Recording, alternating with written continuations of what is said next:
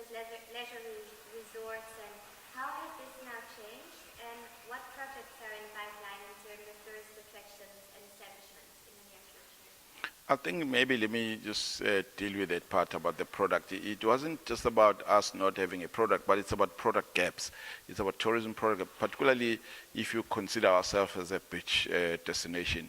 We have a very big domestic tourism pool, and which is driven mainly by the beach experience. Obviously, that beach experience is probably not necessarily the same as the beach experience that serves as a big pool, particularly in some of the key markets out of Europe, where they like to see beach resorts. You know, you wake up in the morning, you go dip your feet in the sand, and you're sitting by the beach, and someone's coming to serve you breakfast. We don't have those kinds of destination, those kinds of products in the province, and those tend to serve also the charter services. Since part of our strategy is to attract charters also into Durban, and we were then saying, you know, our ability to attract a lot of charters into Durban is also dependent about us being able to bring products that is a beach resort. That is a fully stay-put beach resort. You've seen some of them.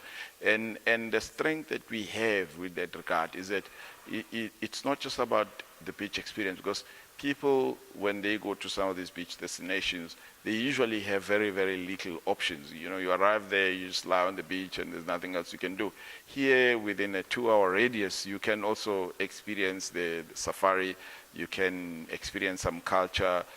There's many, many things to do within that space, but it's about creating the base. The other thing also that I need to raise around the us not being able to bring a lot of international airlines here. Up until 2010, we had a huge constraint with our airport, where it had a very short runway, which was 2.6 kilometers long, and therefore it wasn't able to cater for a fully laden wide-body aircraft, for it with fuel to be able to take off and land in Europe without having to make a technical stop somewhere. So that was one of the main challenges that we got. Since we now have a new airport, long runway, 3.7, capable to land even an A380, it's now made it possible for us to market ourselves. Of course, you know, the process of marketing to airline, it's a very long one. I mean, on average, it takes you about 3-4 years, because at the end of the day, you deal with network planners. They've got all other destinations that they're looking at, and they go through a whole evaluation process. But we fine-tuned our strategy, and also hosting routes was amongst the things that was in our strategy, because you needed to create awareness also to the airlines, the destination, the infrastructure, and for them to believe in the destination. And I think we did a great job, and going forward, we really believe that we're going to be able to attract many, many more airlines, and we're going to, you know, do very well when it comes to tourism.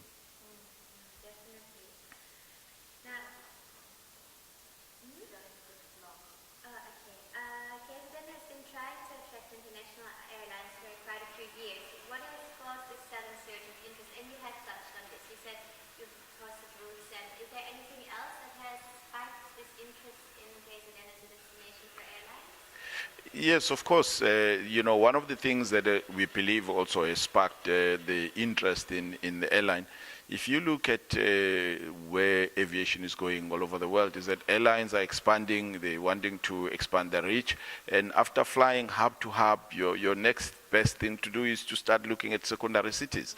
And you'll see there's airlines that have come with that strategy, who, because they didn't want to compete head-on with the legacy carriers of that country, so what they tend to do, they would then fly to their feeder secondary cities.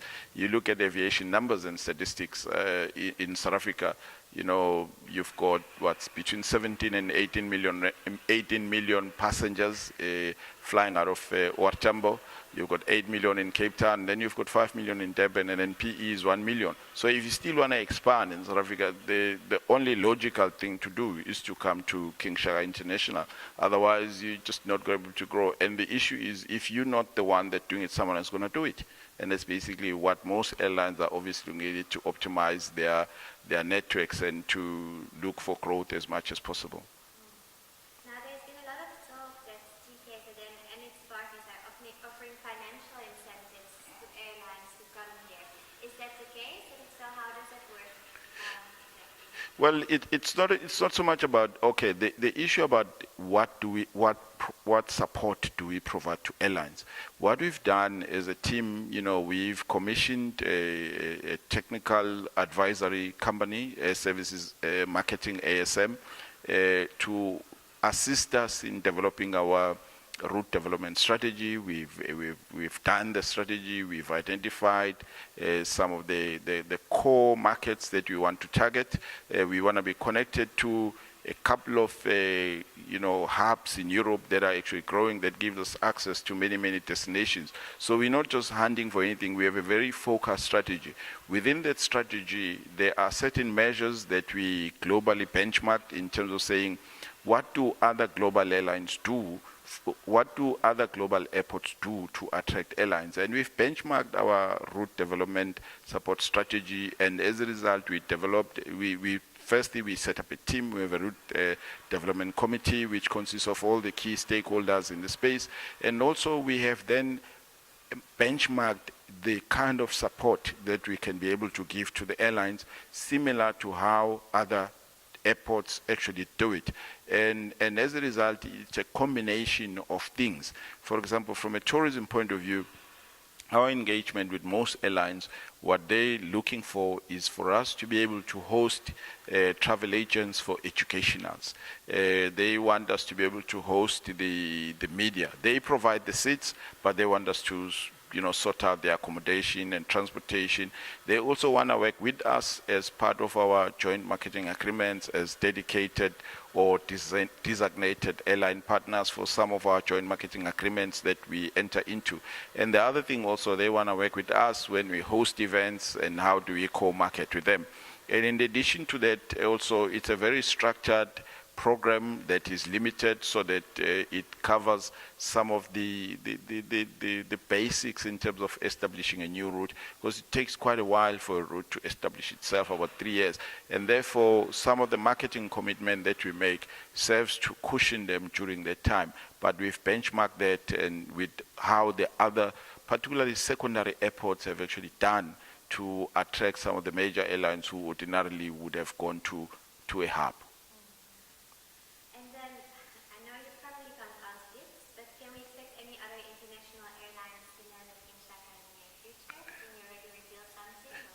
Well, I can't necessarily tell you who is coming, but we have a strategy.